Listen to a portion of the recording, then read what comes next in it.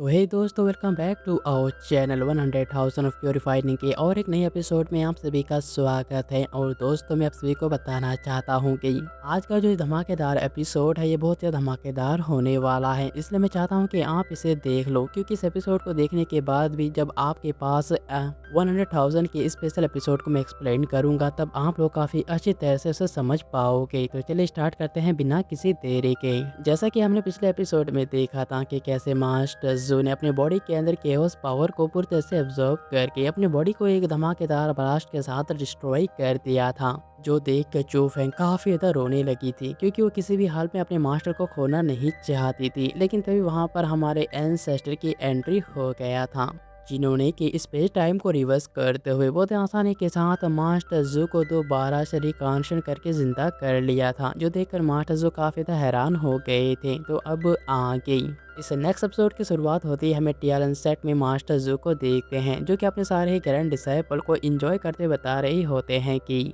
लगभग 10 मिलियन सालों तक उस केओस पावर ने मुझे बहुत ज़्यादा परेशान कर दिया। मैं उससे बचते बचते काफ़ी थक हो गया था, लेकिन आखिरकार मेरे प्यारे डिसाइपल यांग यांग के वजह से वो पूरी तरह से दूर हो चुका। हालांकि ये दूरी सिर्फ टेम्परेरी है, लेकिन फिर भी मुझे कुछ दिन और जीने के लिए मिल गया है। यहाँ पर मास्टर जू के सारे ही ग्रैंड डिसाइपल बड़े ही गौर से मास्टर जू की बातों को सुन रही थी। फिर मास्टर जू अपने एक छोटे से कप में वाइन भरते हुए कहने लगता है कि इस बार यांग यांग दोबारा ब्रेक थ्रू करने के लिए अकेले में चला गया है, लेकिन मुझे उम्मीद है कि इस बार वो प्यूरिफायरिंग स्टेज में ब्रेक थ्रू करके एक स्ट्रॉन्गेस्ट कल्टिवेटर बन जाएगा। लेकिन मुझे लगता है कि अगर उसने इस बार भी ब्रेक थ्रू नहीं किया तो शायद वो कभी बाहर नहीं आएगा। लेकिन साथ ही मास्टर जू इस बात को लेकर थोड़े से इमोशनल भी हो जाते हैं, लेकिन फिर वो अपने इमोशनल के ऊपर कंट्रोल करते हुए अपने बाकी सारे ग्रैंड डिसाइपल को कहता है कि चलो। यांग यांग तो अपने ब्रेक थ्रू करने के लिए चला गया है, जिसमें कि उसे लगभग 100 साल भी लग सकते हैं, तो हम लोग बहुत ही अच्छी तरह से इंजॉय करते हैं बिना किसी रुकावट के।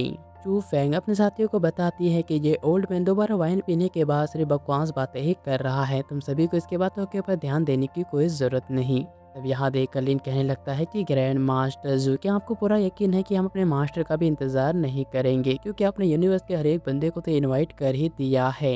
तब उसकी बातों को सुनने के बाद किंगसू से बताती है कि पिछली बार जब एंसेस्टर ब्रेक थ्रू करने के लिए गए थे तब उन्हें लगभग बाहर आने में लगभग 10,000 ईयर्स का टाइम लग चुका था, जो कि बहुत ही बड़ा टाइम होता है। लेकिन साथ ही लियान घबराते हुए कहने लगते हैं कि मैं उम्मीद करती हूँ कि पिछली बार की तरह टीआरएन सेट भी इस तरह से डिस्ट्रॉय ना हो जाए। लियान उसके पास आकर कहने लगती है कि तुम्हें घबराने की कोई भी ज़रूरत नहीं, क्योंकि पिछली बार तुम अकेली थी, लेकिन इस बार तुम अकेली नहीं हो, बल्कि हम तुम्हारे पूरी तरह से साथ हैं। लियान की बातों को सुनने के बाद किंगसू अपने साथियों की तरफ देखती है, तब उसे बहुत ही ज़्यादा अच्छा लगता है। तभी हम देखते हैं मास्टर जू को, जो कि अपने सारे ग्रैंड डिसाइपल की तरफ देखते हुए कहने लगता है कि आखिरकार तुम लोग वाइन पीकर एंजॉय क्यों नहीं कर रहे, चलो एंजॉय करो, तुम लोगों को ज़्यादा रुकने की कोई भी ज़रूरत नहीं है। जिसके बाद मास्टर जू अपने डिसाइपल बुफान को कहता है कि तुम मेरा फेवरेट वाइन अभी तक लेकर क्यों नहीं आए, उसे जल्दी से लेकर मेरे पास आओ। बुफान भी अपने मास्टर के ऑर्डर को फॉलो करते हुए उनके फेवरेट वाइन को उनको लाते हुए देते हुए कहने लगता है कि मास्टर, आपको ये वाइन इतनी जल्दी पीने की कोई भी ज़रूरत नहीं, इसके साथ आपको स्नैक्स भी तो खा सकते हो। इस पर मास्टर जो कहने लगता है कि जब इतना अच्छा वाइन मेरे पास हो तो आखिर स्नैक्स की किसकी ज़रूरत, स्नैक्स से बेहतर है हम इस फाइन वाइन को ही पीते रहे। जिसके बाद वो लोग इंजॉय और खाना वाइन पीते हुए काफ़ी ज़्यादा टाइम बिता लेते हैं। जब रात काफ़ी ज़्यादा गहरा हो चुका था, सभी वाइन पीने के बाद काफ़ी ज़्यादा टल्ली हो जाते हैं, लेकिन साथ ही हम फैंसी को देखते हैं, जो कि अचानक ही वहाँ से उठकर कहीं जा रही थी। तब ये देखकर रैबिट गर्ल उससे पूछती है कि फैंसी, आखिरकार तुम कहाँ पर जा रही हो। लेकिन फिलहाल फैंसी उनके बातों को सुनने के बाद भी उनकी बातों के ऊपर जवाब नहीं देती। तभी अचानक फैंसी के सामने मास्टर जू आ जाते हैं, जिन्हें देखकर सबसे पहले फैंसी उन्हें ग्रीट करते हुए कहने लगती है कि मास्टर, आप अपने वाइन को एंजॉय कीजिए, मैं अपने एंसेस्टर को कुछ चाय देने के लिए जा रही हूँ। तब मास्टर जू से बताने लगता है कि यांग यांग अपने ब्रेक थ्रू में फोकस कर रहा है, बेहतर होगा कि तुम उसे डिस्टर्ब ना करो, क्योंकि अगर तुमने उसे डिस्टर्ब कर दिया तो ये उसके लिए अच्छा नहीं होगा। लेकिन मास्टर जू की बातों को सुनने के बाद भी फैंसी फिर भी कह रही होती है कि मुझे एंसेस्टर को टी देना है। लेकिन तभी अचानक मास्टर जू अपने हाथ का इस्तेमाल करते हुए फैंसी को वहीं पर बेहोश करा देता है। फिर मास्टर जू फैंसी को बेहोशी हालत में ही वहाँ के एक चेयर में बैठाते हुए कहने लगता है कि तुम लोग मुझे एंसेस्टर कहते हो, मुझे इमॉर्टल मास्टर कहते हो, और इसी वजह से मैंने फैसला किया है कि मैं तुम लोगों को उस केओस के हाथों मरने नहीं दूंगा। केओस पावर कभी मरता नहीं और ना ही कभी ख़त्म होता है।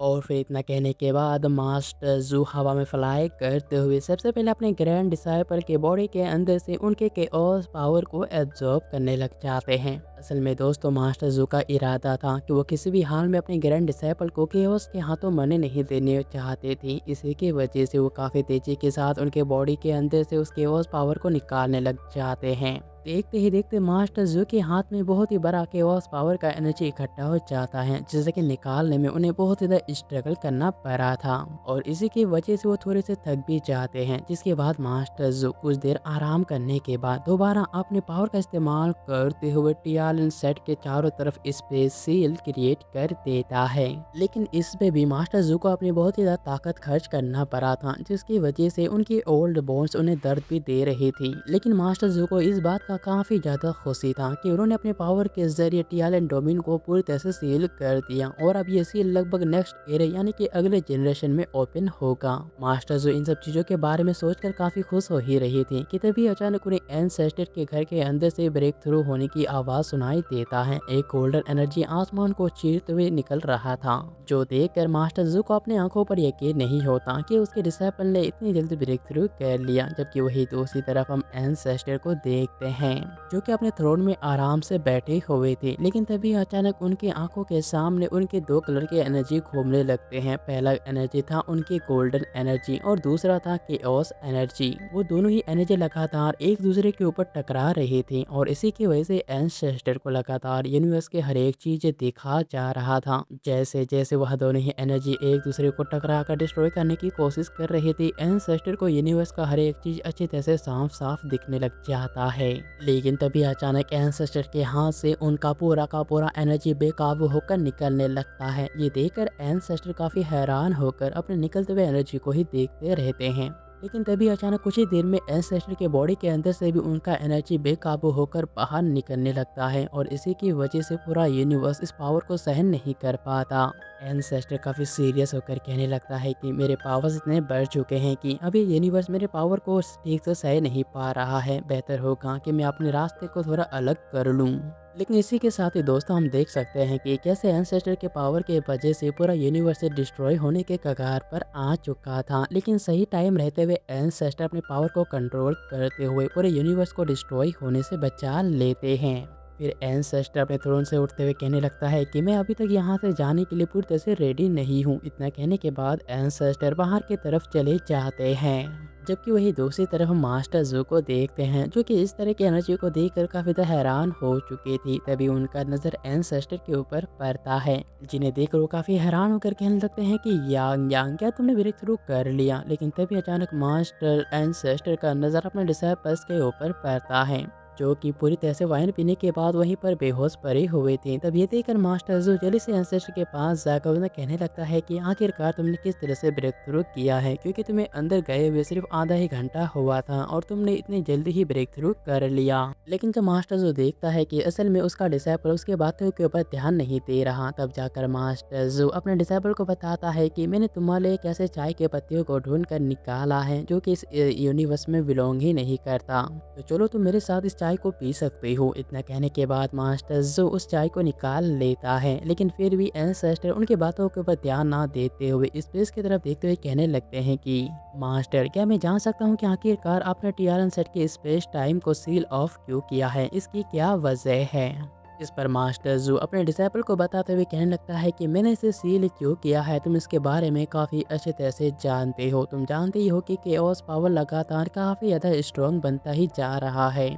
लेकिन अगर कोई कल्टीवेटर केओस पावर को पूरी तरह से एब्जॉर्ब करने की कोशिश करने लगे तो भी उससे कुछ नहीं होगा, क्योंकि वो ऐसा होगा जैसे कि एक प्यासे को पॉइजन मिल गया हो और वो उसी पानी को पीता रहा हो। उसे पॉइजन समझकर उसे पीना पड़ेगा, और इसी की वजह से केओस पावर कभी ख़त्म नहीं होता, यहाँ तक कि तुम भी उसे रोकने के लिए नाकाम रहोगे और केओस पावर पूरे यूनिवर्स को ही डिस्ट्रॉय कर देगा। इसी की वजह से मैंने टीआरएन सेट को प्रोटेक्ट करने के लिए स्पेस सील क्रिएट किया है। लेकिन मेरे प्यारे डिसाइपल, जब तुम ब्रेक थ्रू कर लोगे तब मुझे यकीन है कि तुम उसके उस पावर का सामना कर सकती हो। लेकिन एंसेस्टर आगे बढ़ते हुए कहने लगता है कि मास्टर तब तक चुप कर रहना बेकार होगा।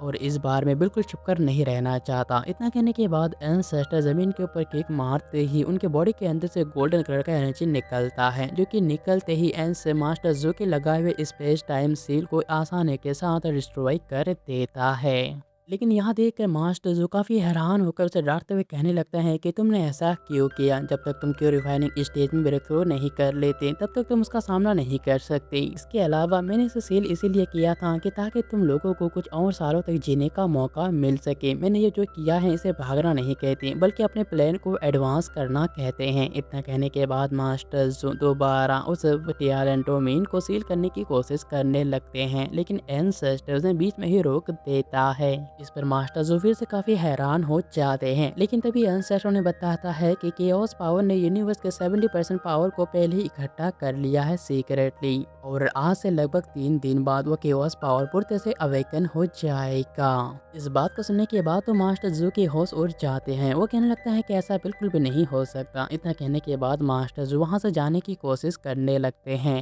लेकिन तभी एंसेस्टर उन्हें कहने लगता है कि मास्टर, अभी तक आपने मुझे पूरी सच्चाई नहीं बताया। क्या ऐसा है कि आप मेरे ऊपर ट्रस्ट नहीं करते या फिर आपको टियालन सेट के ऊपर ट्रस्ट नहीं है? लेकिन इस पर मास्टर जो कहने लगता है कि ऐसा नहीं है यांग यांग, ये टाइम थोड़ा सा अलग है, और इसके अलावा मैं तुम्हारे साथ बिल्कुल भी नहीं रह सकता क्योंकि मैं नहीं चाहता कि मेरी वजह से तुम भी किसी तरह की मुसीबत में पड़ो। हालांकि ये सीन काफी ज़्यादा इमोशनल था, लेकिन तभी एंसेस्टर ने कहने लगता है कि कोई बात नहीं मास्टर, अगर आप जाना चाहते हो तो आप जा सकती हो। इतना कहने के बाद एंसेस्टर अपने हाथ को मास्टर जू के सिर के ऊपर रखते हुए कहने लगता है कि मास्टर, अगर आपकी बॉडी के अंदर से आपका पावर कभी भी आउट ऑफ कंट्रोल हो जाए तब मैं खुद आकर आपको मार डालूंगा। एंसेस्टर की बातों को सुनने के बाद मास्टर जो कुछ देर के लिए काफी ज्यादा खामोश हो जाते हैं, लेकिन फिर हंसते हुए कहने लगता है कि बदमाश बचते, लगता है कि तुम काफी ज्यादा बड़े हो चुके हो। और इतना कहने के बाद मास्टर जी वहां से जाने लगते हैं, लेकिन इसी के साथ ही हम फैंसी को देखते हैं जो कि अभी तक बेहोश हुई थी, उसे भी होश आ जाता है, जो कि एंसेस्टर और मास्टर जू को बातें करते हुए देख रही थी। तभी मास्टर जू एक पोर्टल ओपन करके टियालन सेट से निकल जाते हैं और एंसेस्टर यहाँ अकेले अपने टियालन सेट को ही देखते रहते हैं। तब उन्हें सपोर्ट करने के लिए फैंसी उनके पास आती है। तभी टियालन सेट के पीछे से उगता हुआ सूरज निकलता है, जो नज़ारा बहुत ही ज़्यादा अच्छा लग रहा था। तब ये देखने के बाद फैंसी एंसेस्टर को ग्रीट करते हुए कहने लगती है कि मैं आपका साथ कभी नहीं छोड़ूंगी, टियालन सेट हमेशा आपके साथ रहेगा। और एंसेस्टर, मुझे ये पूरा यकीन है कि आपके बाकी सारे डिसाइपल भी आपका सपोर्ट करने से कभी पीछे नहीं हटेगा। फिर एक नज़ारा हमें बाकी सारे डिसाइपल को दिखाते हुए होता है, जो कि वाइन पीने के बाद अभी भी बेहोश पड़े हुए थे।